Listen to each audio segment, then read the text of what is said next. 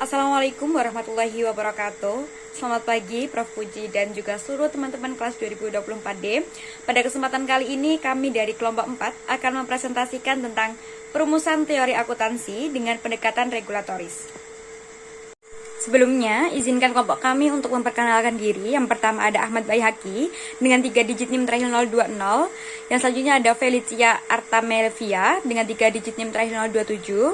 Selanjutnya ada Nura Alivia Putri Wicaksono dengan 3 digit NIM terakhir 180. Selanjutnya ada Alvina Fariha dengan 3 digit NIM terakhir 212.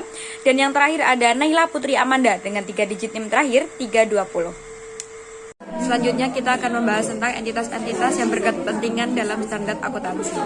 Baik, pada materi kali ini kita berangkat dari pertanyaan yaitu mengapa sih banyak entitas berkepentingan? Jadi, pada bagian ini saya akan membahas mengenai entitas-entitas yang berkepentingan dengan standar akuntansi dalam perspektif pendekatan regulatoris. Dalam pendekatan regulatoris, standar akuntansi dipahami sebagai hasil proses regulasi yang melibatkan lembaga resmi serta berbagai kelompok kepentingan. Artinya, standar akuntansi tidak hanya bersifat teknis seperti aturan pencatatan biasa, tetapi memiliki dampak ekonomi dan bahkan politik. Mengapa demikian? Karena standar akuntansi memengaruhi bagaimana laba dilaporkan, bagaimana aset dan kewajiban diukur, bagaimana kinerja perusahaan diperspeksikan oleh pasar. Di tingkat internasional, standar disusun oleh International Accounting Standard Board atau IASB.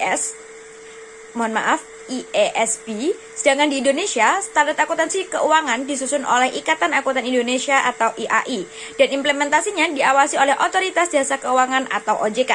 Karena standar memiliki dampak yang luas terhadap berbagai pihak, maka wajar jika banyak entitas memiliki kepentingan terhadap proses penyusunannya. Selanjutnya kita akan membahas tentang klasifikasi entitas yang berkepentingan. Dalam konteks pendekatan regulatoris, entitas yang berkepentingan terhadap standar akuntansi dapat diklasifikasikan dalam beberapa kelompok utama.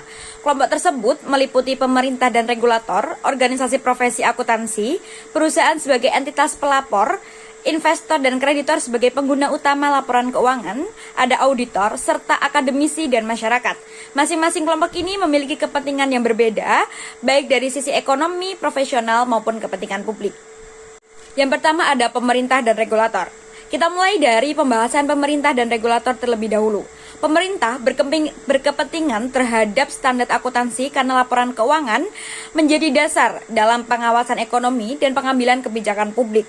Standar yang baik membantu pemerintah dalam memastikan transparansi, menjaga stabilitas sistem keuangan, serta melindungi investor dari praktik pelaporan yang menyesatkan.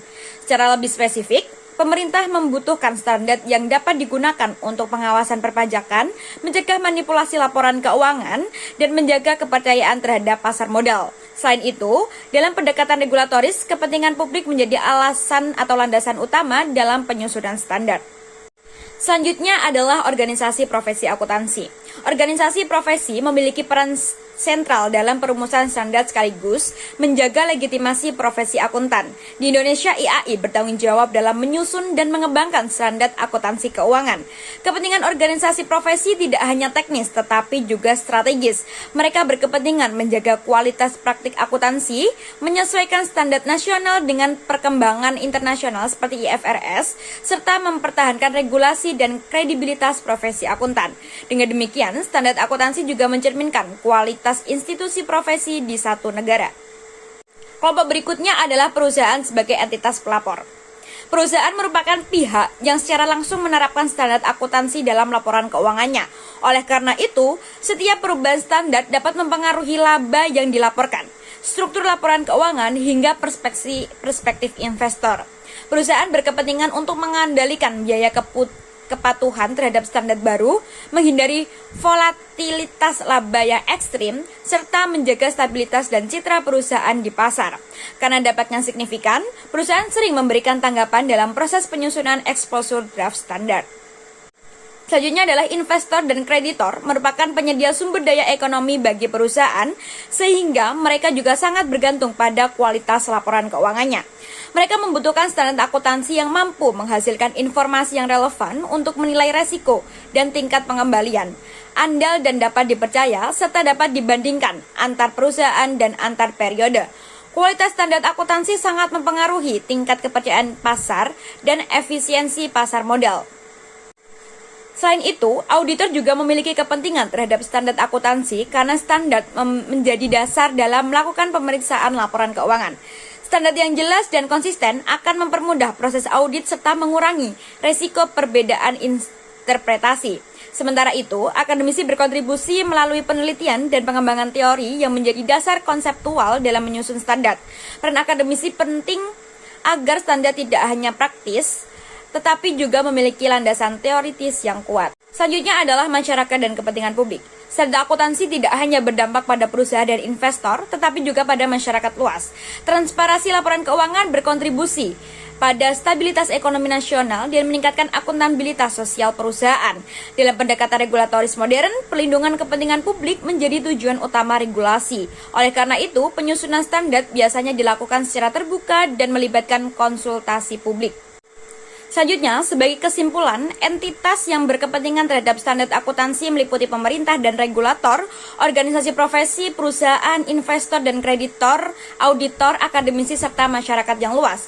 Dalam pendekatan regulatoris, standar akuntansi dipahami sebagai hasil interpretasi dan kompromi dari berbagai kepentingan tersebut. Dengan demikian, standar akuntansi bukan sekedar aturan teknis pencatatan, tetapi merupakan produk institusional yang dipengaruhi oleh dinamika ekonomi, politik, dan sosial. Baik, selanjutnya adalah pihak-pihak yang berwenang menyusun standar akuntansi. Dalam pendekatan regulatoris, penyusunan standar akuntansi dipahami sebagai bagian dari proses regulasi industri. Regulasi merupakan bentuk intervensi untuk mengatur praktik akuntansi agar berjalan sesuai tujuan tertentu. Secara umum, terdapat dua kategori teori yang menjelaskan mengapa regulasi dibentuk dan bagaimana standar akuntansi ditetapkan. Yang pertama ada teori kepentingan publik atau public interest theory. Teori kepentingan publik berpendapat bahwa regulasi muncul sebagai respons terhadap kegagalan pasar atau market failure. Dalam kondisi pasar yang tidak efisien, mekanisme pasar dianggap tidak mampu menghasilkan alokasi sumber daya yang optimal. Oleh karena itu, regulasi diperlukan untuk melindungi kepentingan umum. Dalam konteks akuntansi, regulasi dibentuk untuk mengurangi asimetri informasi antara manajemen dan pemilik modal, meningkatkan keandalan dan kredibilitas laporan keuangan, mencegah praktik manipulatif yang merugikan investor dan masyarakat, yang terakhir menjamin tercapainya transparansi dalam pelaporan keuangan. Teori yang kedua adalah teori kelompok berkepentingan atau teori perebutan yang bisa disebut interest group or capture theory. Berbeda dengan teori kepentingan publik, teori kelompok berkepentingan menyatakan bahwa regulasi seringkali merupakan hasil tekanan dari kelompok tertentu yang memiliki kepentingan ekonomi atau politik. Regulasi tidak sepenuhnya netral, melainkan dapat ditangkap oleh kelompok yang memiliki kekuatan untuk memengaruhi proses pengambilan keputusan. Dua versi utama teori ini adalah ada teori regulasi kaum elit politik yang menekankan penggunaan kekuasaan politik untuk memperoleh kendali regulatoris. Lalu ada teori regulasi ekonomi yang menekankan dominasi kekuatan ekonomi dalam memengaruhi kebijakan.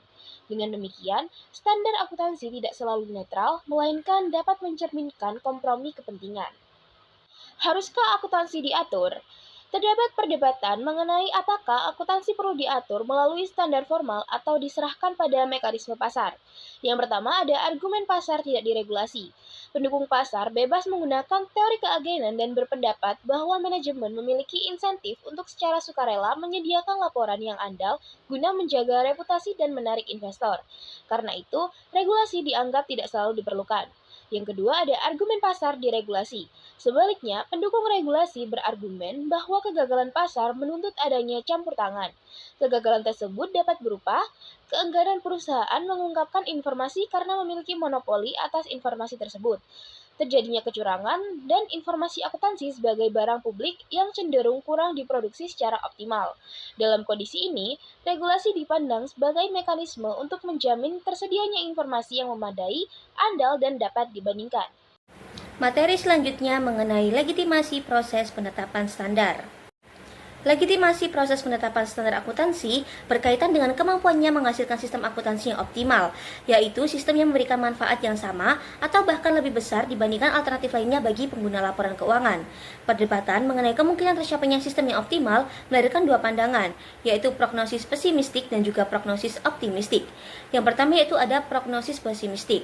Pandangan ini menyatakan bahwa sangat sulit atau bahkan tidak mungkin menciptakan sistem akuntansi yang benar-benar optimal bagi semua pihak. Hal ini dipengaruhi oleh teorema ketidakmungkinan Arrow yang menyatakan bahwa tidak ada sistem keputusan kolektif yang dapat sepenuhnya memenuhi seluruh preferensi individu secara konsisten. Menurut pandangan ini, yaitu proses penetapan standar harus memenuhi kondisi Arrow agar dapat dianggap sah, dan tidak ada sekumpulan standar yang mampu meranking seluruh alternatif akuntansi secara konsisten sesuai dengan preferensi dan keyakinan individu.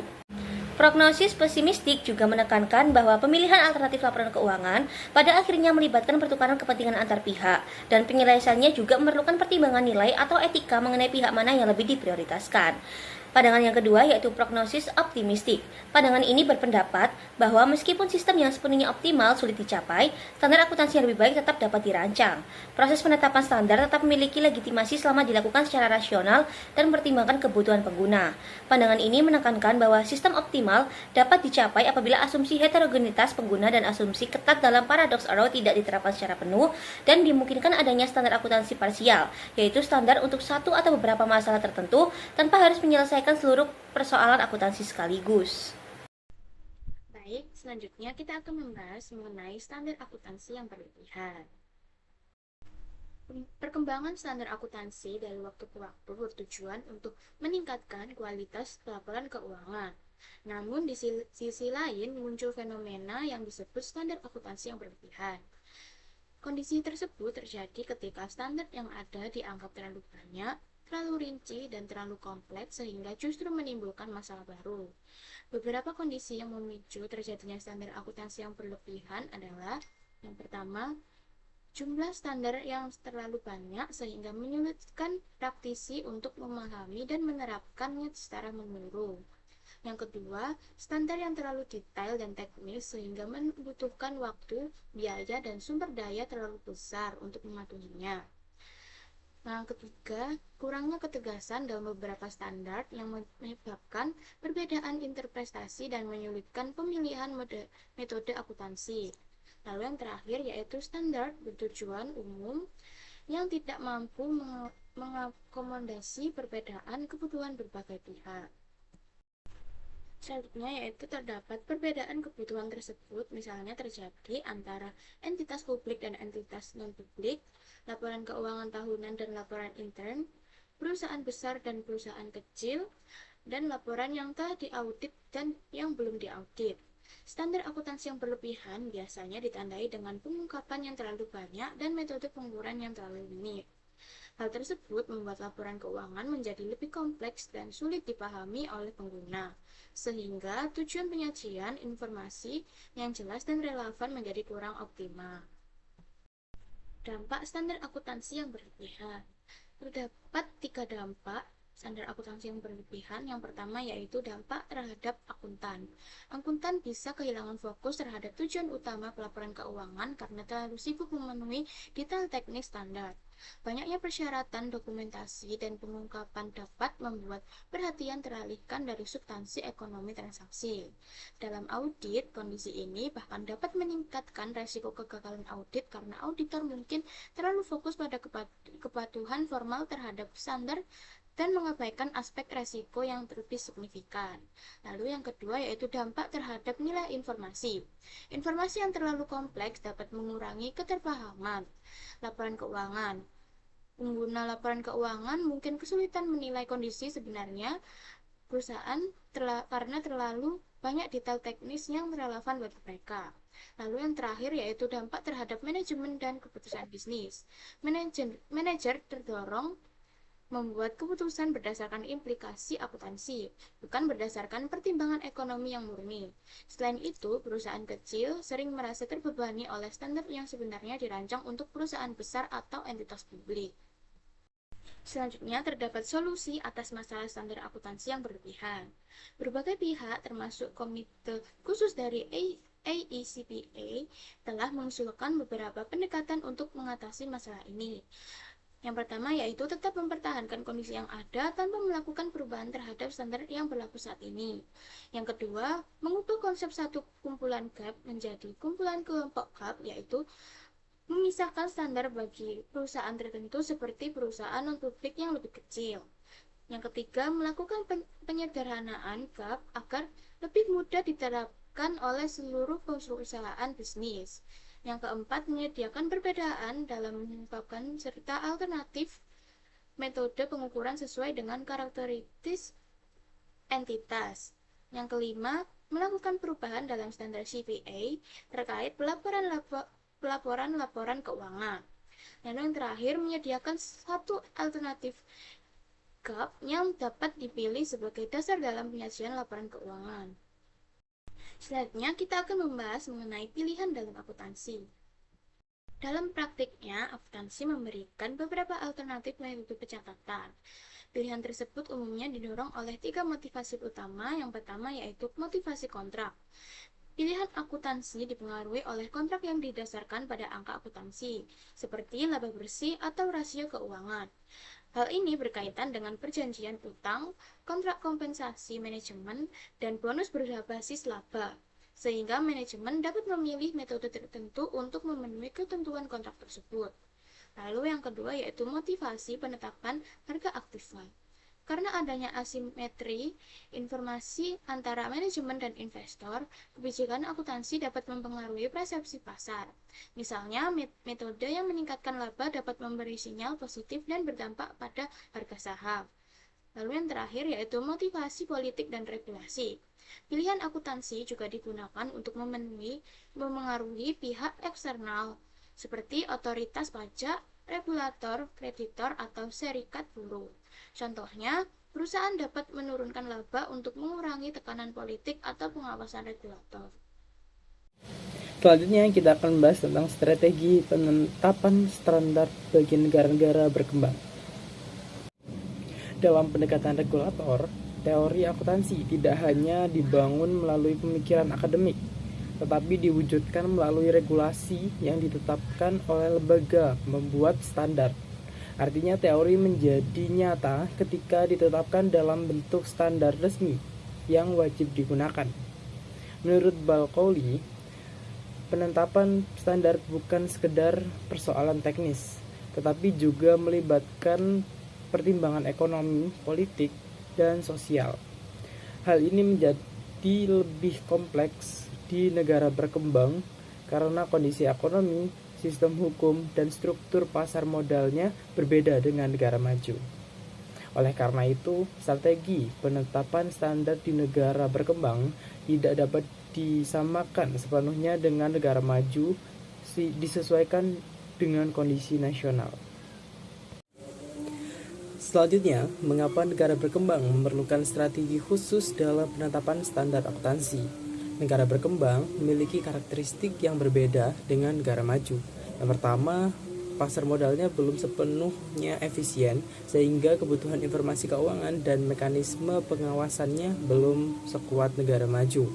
Kedua, struktur ekonomi di banyak negara berkembang masih didominasi oleh sektor tertentu, seperti sektor sumber daya alam atau sektor usaha kecil dan menengah.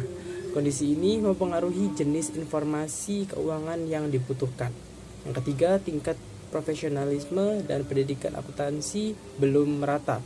Hal ini dapat mempengaruhi kualitas penerapan standar jika standar yang digunakan terlalu kompleks. Yang keempat, peran pemerintah dalam aktivitas ekonomi biasanya lebih kuat, sehingga regulasi akuntansi seringkali dipengaruhi oleh kebijakan publik dan kepentingan pembangunan nasional. Dan yang terakhir, yang kelima, terdapat keterbatasan sumber daya dalam pengawasan dan penegakan standar, sehingga penetapan aturan belum tentu berjalan secara optimal. Strategi penetapan standar bagi negara berkembang. Terdapat beberapa strategi yang dapat ditempuh oleh negara berkembang dalam menetapkan standar akuntansi. Yang pertama, mengadopsi standar internasional secara langsung. Yang kedua, mengadaptasi standar internasional. Yang ketiga, mengembangkan standar nasional secara mandiri. Yang pertama, mengadopsi standar internasional secara langsung. Strategi pertama adalah mengadopsi standar internasional secara langsung, yang mana dalam strategi ini negara berkembang menerapkan standar nasional seperti IFRS tanpa melakukan banyak modifikasi atau penyesuaian. Tujuan utama dari strategi ini adalah untuk meningkatkan kredibilitas laporan keuangan di tingkat global. Dengan menggunakan standar yang diakui secara internasional, laporan keuangan menjadi lebih mudah difahami oleh investor asing dan dapat meningkatkan kepercayaan pasar. Dengan demikian, meskipun strategi ini memberikan keuntungan dari sisi harmonisasi global, negara berkembang tetap harus mempertimbangkan kesiapan nasional dalam penerapannya. Strategi yang kedua adalah mengadaptasi standar internasional. Berbeda dengan strategi sebelumnya, pendekatan ini tidak mengadopsi standar secara langsung, tetapi melakukan penyesuaian sesuai dengan kondisi nasional. Strategi ini dinilai lebih fleksibel bagi negara berkembang karena tetap menjaga harmonisasi dengan praktik global, tetapi sekaligus mempertimbangkan kapasitas domestik baik dari sistem sumber daya manusia maupun kesiapan institusi. Dengan demikian, pendekatan adaptasi berupa berusaha menyeimbangkan antara tuntutan global dan kebutuhan nasional. Lalu strategi yang ketiga adalah mengembangkan standar nasional secara mandiri.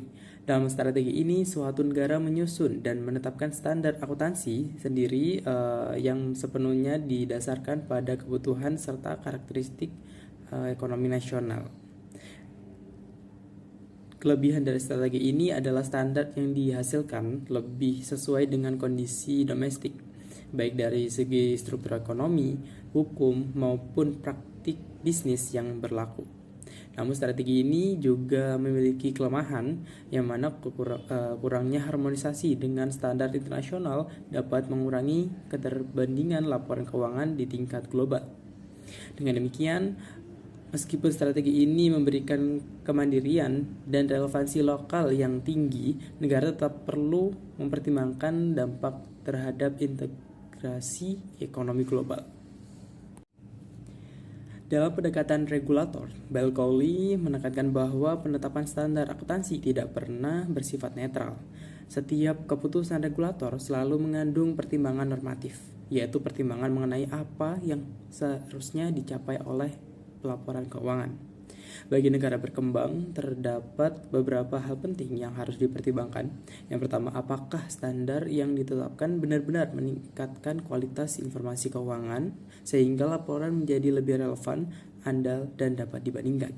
Yang kedua, apakah standar tersebut memberikan dampak positif terhadap pertumbuhan ekonomi, misalnya dengan meningkatkan kepercayaan investor atau mendukung stabilitas pasar. Yang ketiga, apakah standar tersebut realistis untuk ditetapkan, mengingat keterbatasan sumber daya manusia, sistem pengawasan, dan kesiapan institusi di negara berkembang. Dengan demikian, strategi menetapkan standar harus mampu menyeimbangkan antara tuntutan global dan kebutuhan domestik. Yang artinya standar tidak hanya harus selaras dengan praktik internasional, tetapi juga sesuai dengan kondisi dan kapasitas nasional.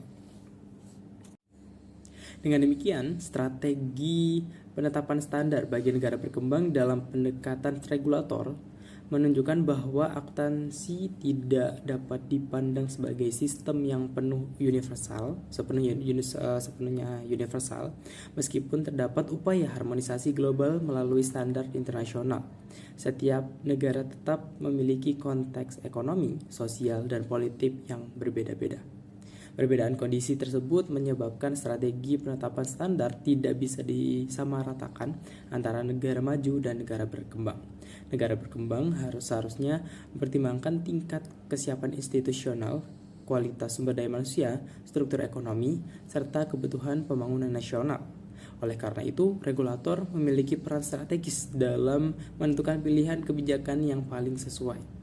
Penetapan standar bukan hanya keputusan teknis mengenai metode pencatatan atau pelaporan, tetapi juga merupakan keputusan strategis yang dapat mempengaruhi stabilitas ekonomi, kepercayaan investor, dan membangun jangka panjang suatu negara. Dengan demikian, pendekatan regulator menekankan bahwa akuntansi bukan sekedar praktik teknis, melainkan bagian dari kebijakan publik yang memiliki implikasi luas terhadap perekonomian dan masyarakat.